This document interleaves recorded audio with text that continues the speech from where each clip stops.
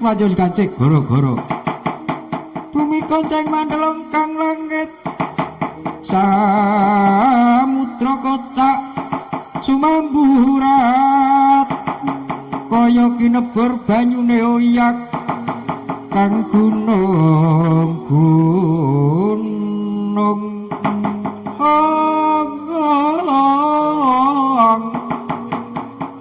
lemah bungkama wetu geni katempuh ring bayu bojro ngangkoso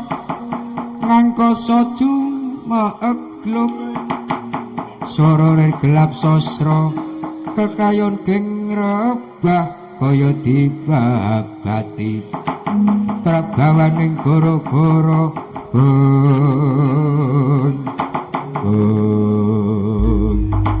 saya banter semua goro-goro semudul kayangan jungkring seloko para bedhara para bedari para jawata tridos watak nawa eling-eling saglang jagat ngripati priksa bilih jagat kasempyuk diwadining goro-goro sigra kasta konang tirta panjuta nirmala katetesaken jagat nebani jagat tata titi tentrem gemah ripah lo jinawi binarung sora jumegluk mungging samudra sinarkan alun bantreng pinaka kurmati mijilnya putra Kyai Semar Badranaya cacah 3 nala gareng Petruk Sumawana Bagong ingkang samya pacagujan wonten ing Ororombo Halun arire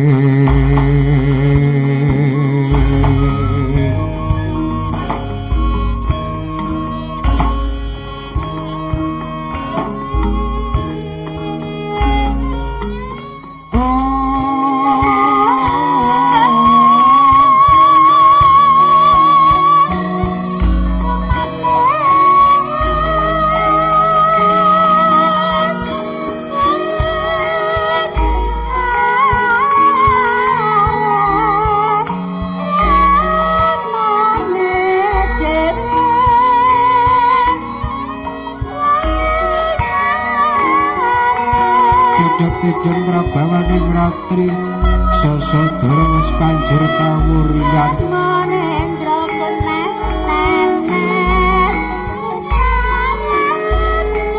saya rupon rokat jane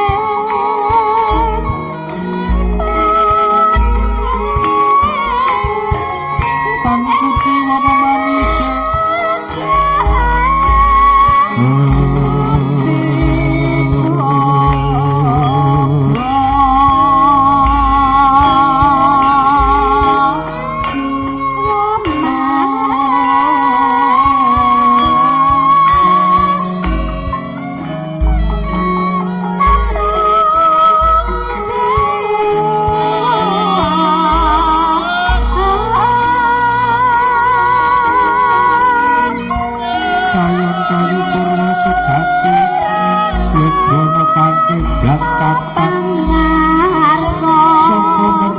Dini kayun purwa sejati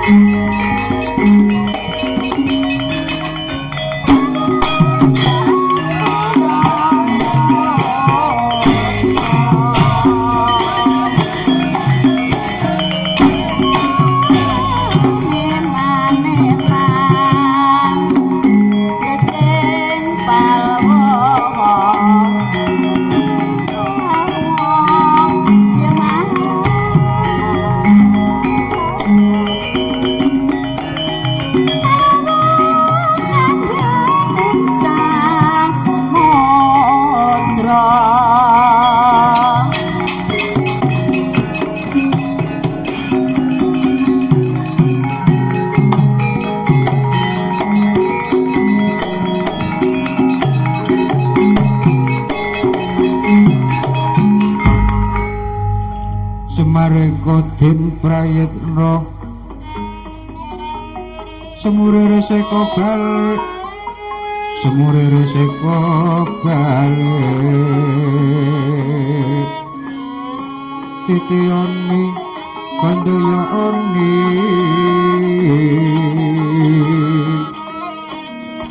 Trisonyo Purnama sasi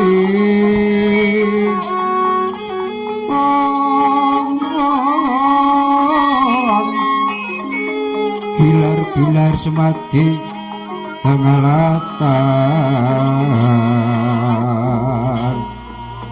hilang ono lintang Bima Sekti Bima Sekti Kuncung putih lir saloka Kuncung putih lir saloka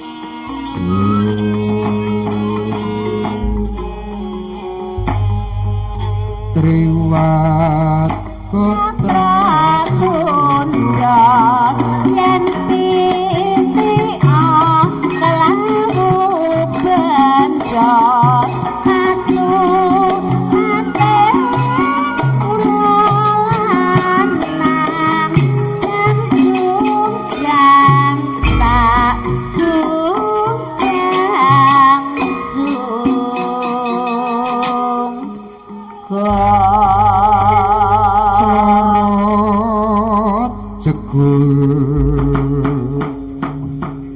sak sireping goro-goro ingkang tanpa una tanpa undi kangge narya sabeting carita lah punika warnanira ingkang mapan wonten ing padusunan Karang Kadempel nggih Karang Tumaritis klampi sira kembang sore rikala semanten mula saged sinebat Karang Tumaritis awit saking kathahipun tuk sumbering toya sinten kang winarya minangka tuwangganing para warga apangkat lurah wonten ing padukuhan Karang Kadempel nama Kilurah Semar Badranaya bojo Gati Margewa Nayantaka ya sang Dudamanang ya sang Dyah Kunta Prasanta mula saged sinebut Yai Badranaya Badra rembulan Naya ulat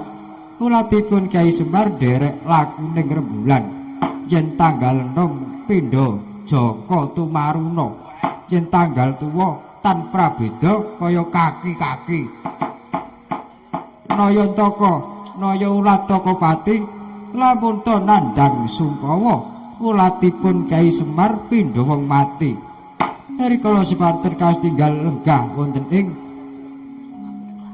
madyaning Jarambah ingkang dipun gelari udik saking ron kelapa Yai Semar Badranaya ngadhep teka miwah lintingan ora mukal klempas klempus ngagem pipa gading eling-eling Kyai Semar Badranaya piyanten sepuh anggenipun nglinting dipun kathai klembakipun Kilurah Semar saged paring pangandikan lamun ta kinurmatan Sekar Pucung Semar iku wah wis ora kalem Semar iki jarekan Semar ki wong bagus tuwa kae jek wah nek ngerti nono pan ngene iki iso nggo tombo saya Bagus Bu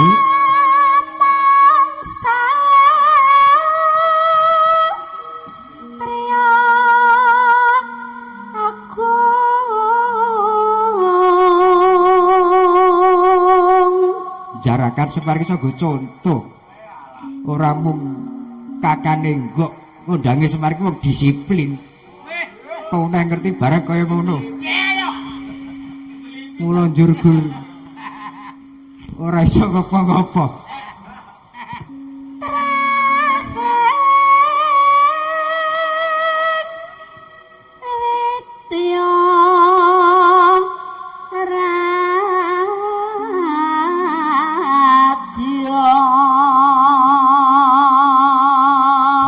Putrah Widya Kasta.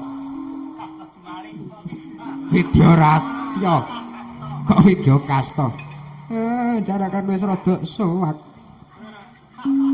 Tut wuripan handang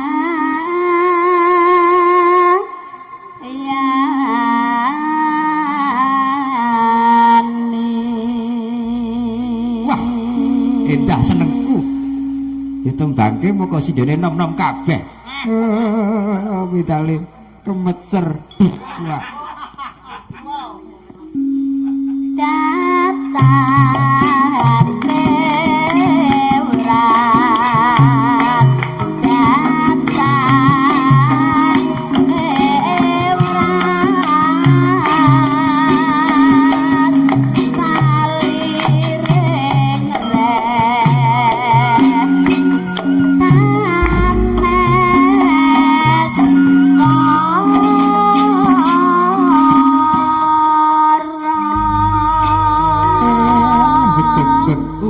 Ugek sak dolita mel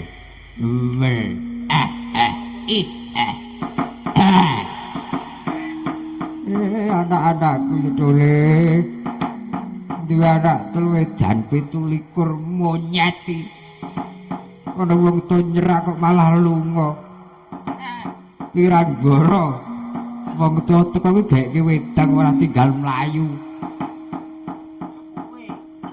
basan duwe usul-usul diparani yen belas tinggal lunga anak-anak itu edan mula aku Semar ning kene gek gur dhewe malah bejaku bejane Semar nyawang sinden-sinden ki jan ngrabuk umur nolo gareng ulama ayo kowe kuwi ndene ayole aja kowe malah mlayu kaya duyak setan tak kandhani iki wong tuamu ana wong tani teko malah ditinggal jekrung karo bojone ora mukal ajan-ajarane sing ngedam mboten kok mah kula niki pun insaf pun incap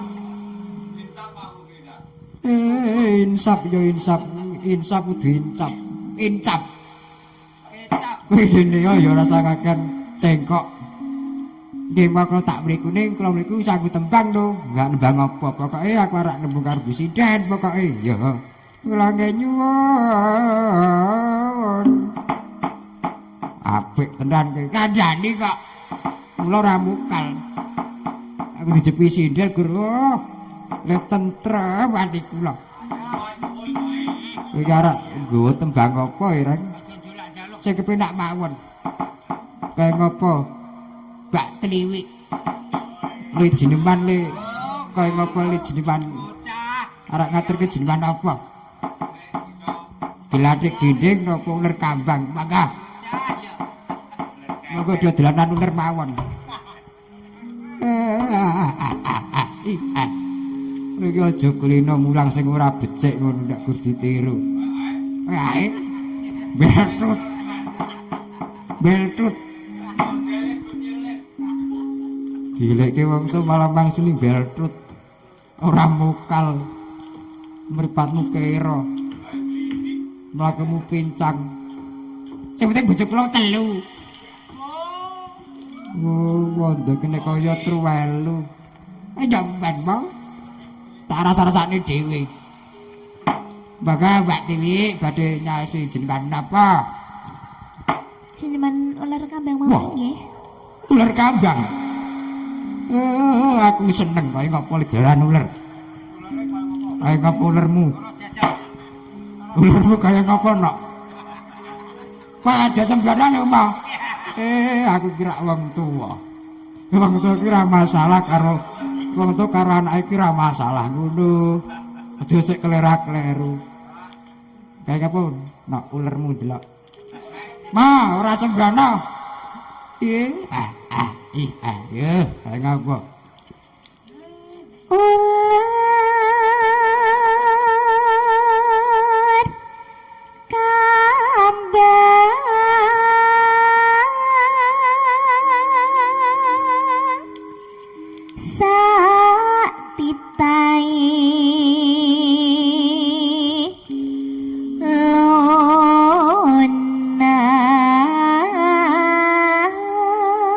Waduh.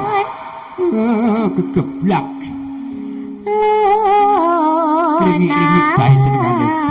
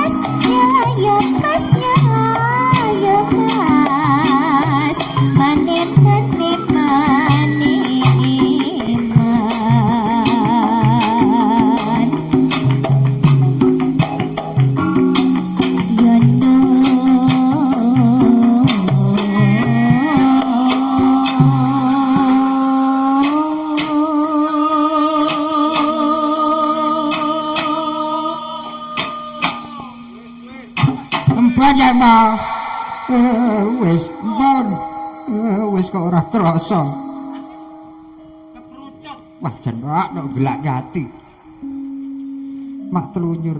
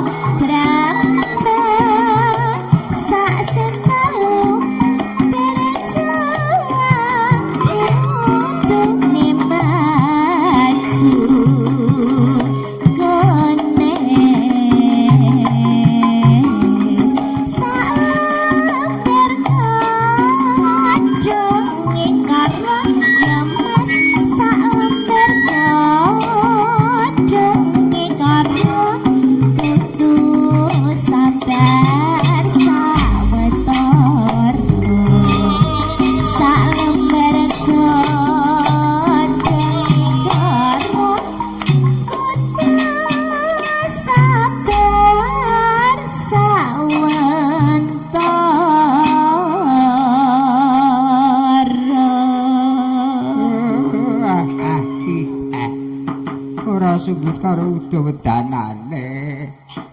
Awake mung ngecili kok suarane iso gedhi kaya ngono. Nggih, kula sing mulang niku, kula. Niku kula sing mulang niku. Kowe sing mulang. Nggih. Layak. Fasis. Lah nggih. Ndak bengi kula lolo gedang kok raja. Kowe aja sembrono lho monyet. Kok sing ora ngerti darani sing werna-werna. Mboten kok mau kula mboten mulang gawan bayi. Gawan bayi. Nggih. Kula berarti wadai bayi apik. Aja sembrono mak kowe mau. Wah, mok diwadahi tok. Ora werna-wernane. Aja saru ya, Mah. Aku ki ora saru ya, Dole. Aku neka-neka. Ora. Ndi? Adimu Petruk ndi? Petruk. Truk. Kula emo. Kedene ya aja ngadadong ndak keso Jabaya ndak kena. Damat dirgak apa? Ning gomo suwet. Mboten mo. Aja ada-ada ya trek ya. Ku nek kena gawa cuwet. Engko cilaka tak kandhani. Kene ya. Elu kakekne kene. Nggih, kula mriki kuning. Kula nyuwun Bapak menika nyuwun kalih Bu Sinden nek mboten manuk, mboten marem. Apa? Manuk mo? Kutut manggung. Nggih, ta yo aku cocok. Agar sampeyan iki dalan manuk aku cocok. Tenan kuwi. Nek manuk sing gelem agar dipakani mesti ngolet-ngolet ngono kaya aku seneng. Sapa mau? Kaya ngopo lele di manuk? Piantun semanu kaya ngopo?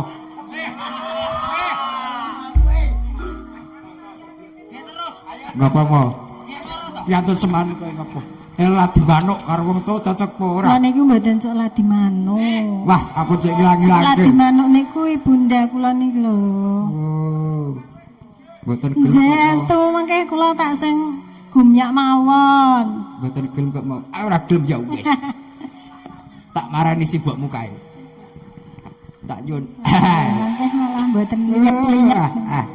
Budhe Sudirmawon. Lah iki genaus kulino. Ora perlu diragokke meneh. Iya apa? Pikir-pikir wong tua ki jan dikol. Kur dieplek-eplek Sore kok gur dikol wae.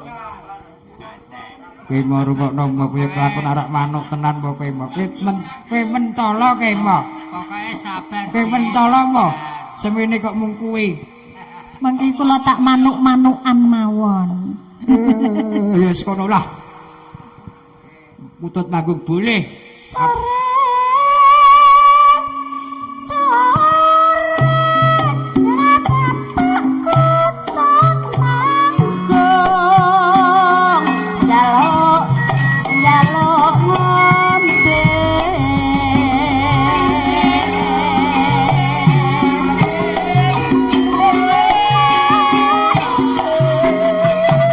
sambil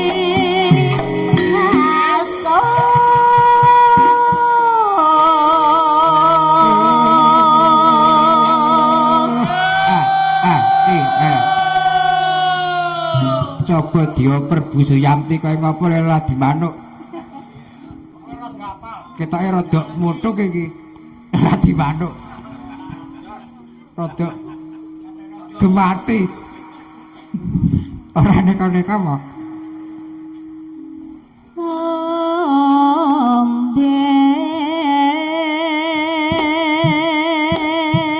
Wah. Agi diombeni wis mak cegeluk. Mak bloh ning dodo. Edane yo liyane. Ora mukal kok. Anake mung siji.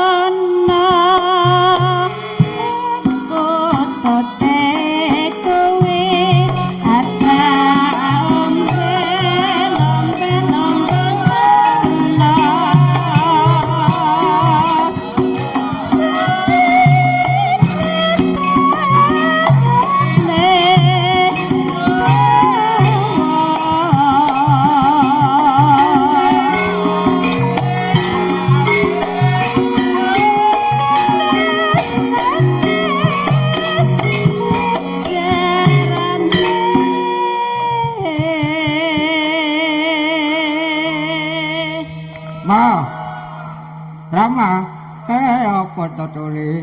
Iki ngapain mo? Aku delok sidan-sidan nganti ledot timpuh pating pendusul. Monggo yo jan muthuk kabeh. Marake panjang umur. Mau menjen kok leupen. Ya ora dijiplak sapa to nek? Ora jiplak sapa to nek? Nek anu ya genah tak antem gedang. Anggo.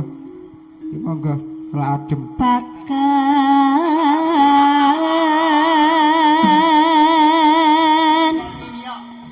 tak pakan kan pakan pakan pakan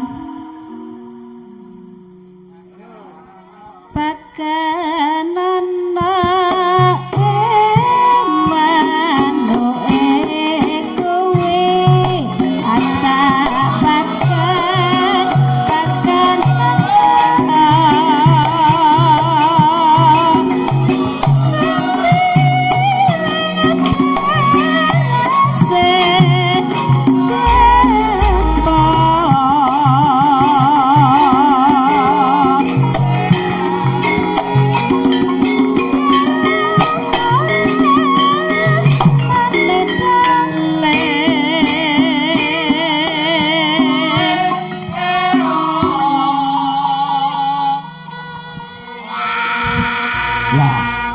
Rak ya sembrono to iki. Oke anggere Mbah Jarwo kuwi gur. Wah kok ya.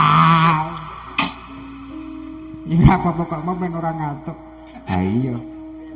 Monggo kaya ngopo?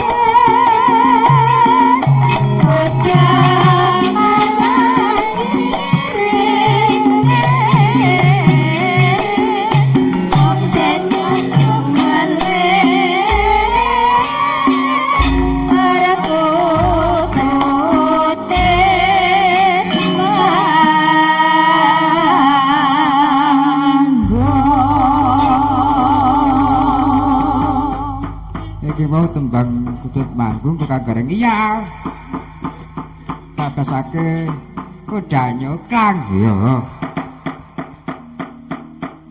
gong apa yarak metu rai gong ora ya mene metu ndang awake kaya ngapa aku anggere metu ning dundang nganggo grompol tek aku gelem metu wah kowe iki kon metu bele angel kok kira-kira iso gawe coba latihan ya umpama numpa sepur medun bantul ya gendok ora cocok to Kagareng cangkemmu yamoh kok kandhane kowe iki metu nek-nek kok gong-gong ayo karepku men wah ngono kok wah nek cangkemmu borot tak ngopo wis rasane nek-nek monggo aku gelem metu ning sing Mbak Ria ket mau nyambut dhewe urung akile jekem bae umpama babon kok ora netes-netes ngono umpama iya apa saya kepenak rasane kok pokoke sluku-sluku bathok mawon buka bonang kepenak to kepenak iya kepenake kok begiki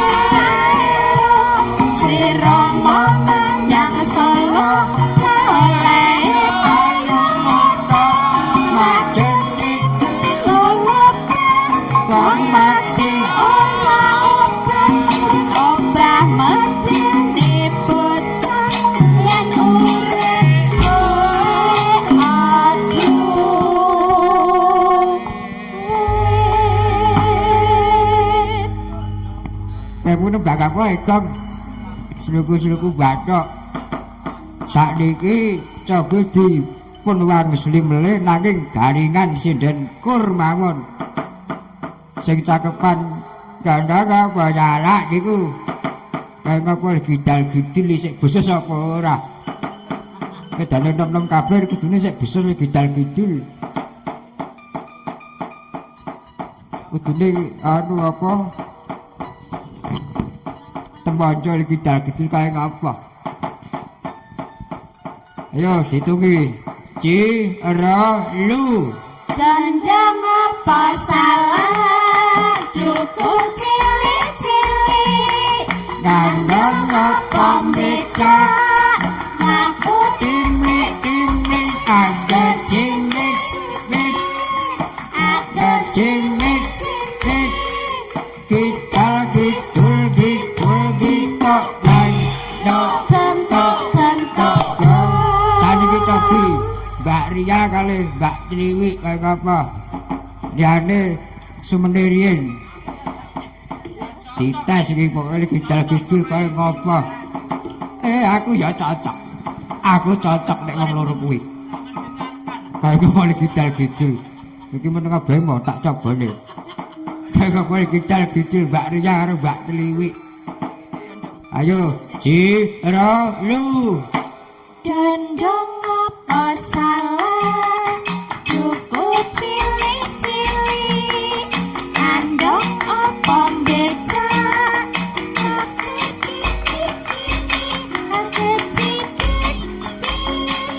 Aku cipit Gidal-gidal kita kentok-kentok wah aku tenajan ampuh jan jos tenan pokoke kaya Mbak Ria ku jan jos yo sing kulino ngejos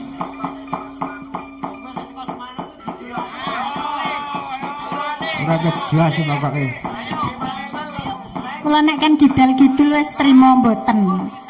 kaya ngapa jadi kan adi nyobi mboten kaya ngapa Mboten. Pilih ngijoli gladek glinding mawon kok. oh alah tarane le gidal-gidul niku Gidal-gidul lah kok niku jan wis Niku do mung- mbayangke kula tarane sedanten. mun kepenak lho gidal-gidul tok niku mung sak klimbah Mboten. sak gidul wah jan apa gang Napa? wis Gladek glinding? nggih gladek glinding iki ya manuk Lah ngene iki kula sing manuk mawon. Wah, jan. Wau lak mpun manuk ngene. nggih Sakniki manuk-manukan. Nggih. Manuke macem-macem. sakniki rada halus nggih manuke mesakake iki menten niki Nggih.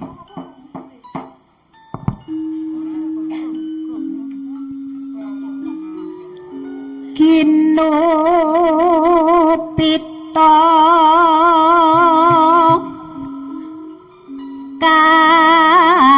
kangku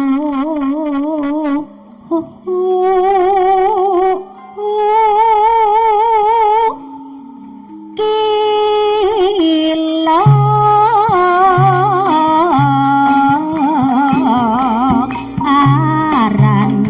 araniro Gladek glinding ngalilek ngalang-ngaleng ngalileng lileng kumalileng ya gones calurutan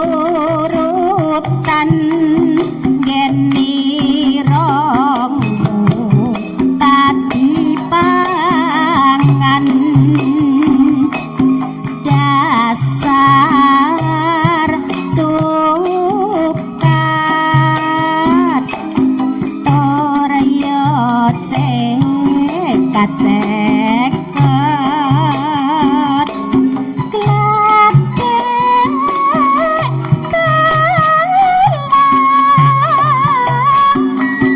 tembang nyang pipinyo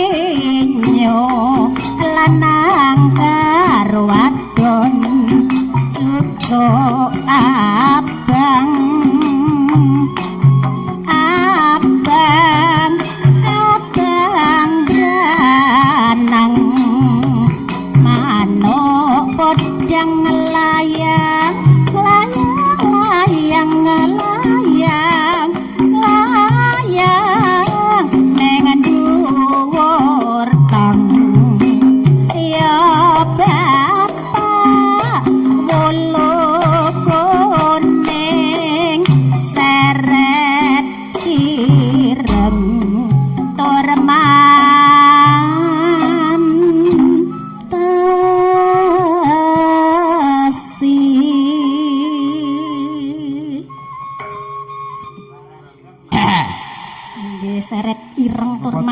Besi. Iki apa tomo? Silagra. Nggih, manuk napa sing seret ireng? Manuk jalak niku cethok. Manuk jalak niku ireng. Nek kocap ngoceh, wah. Ngentek-enteki pakan. Ngoten. Jalake dalange Wah, mboten. manuk Papua nggih Pak Eko. Manuk emprit. Prit.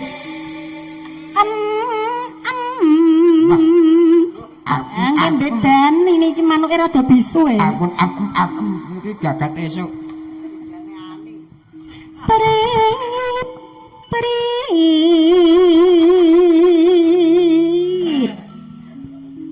Pateng ceruit wit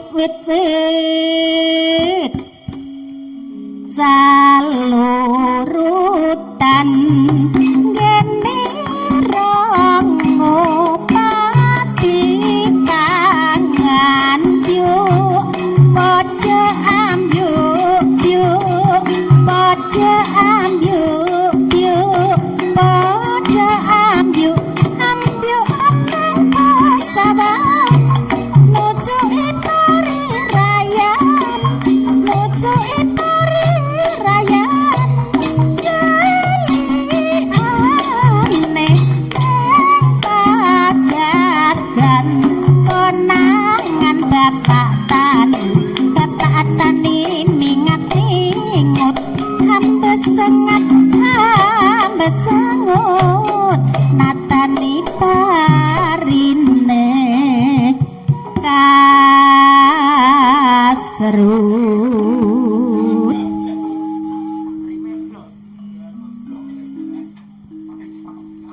manuk betet Tet. tet Yo ora tet kok yo tet. Wes pokoke tet.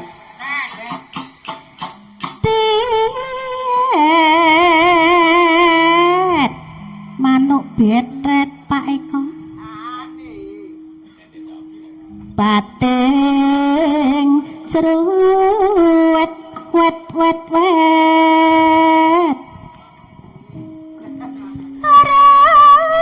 ram batan turut ngepang gerambang sepirang-pirang pulau ijo cocok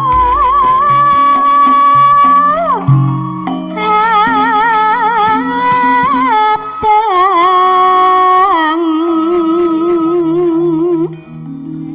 Kagareng apa, Truk? Iki yo panjenengane Pak Eko nggih kersa berkahi matur sembah nuwun Pak Eko. Derek tepang, Pak Dalang. Adados ketelaga warak kersa berkahi. Iya. Iki ado dhewe keng semanu. Kowe radong ceritane ta, Gang? Ceritane sae. Ceritane mutah. Mutrah ceritane Arek niki. ketemu anake lanang ngono. Mboten sadi terus.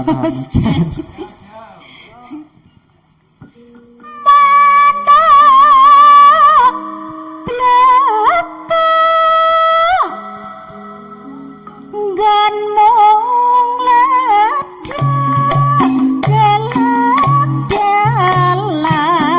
minta kodhok cucuk mepet tenggok anjejer pating beletok hamalera ngulat ke sandang pangane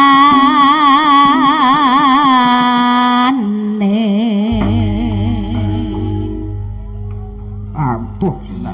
manuk-manukan sampun Nggih. Kalau gareng Petruk Bagong klang mau. Kula mau. Sapa ora Mbak ayo. Aja nganti kedlarung-dlarung.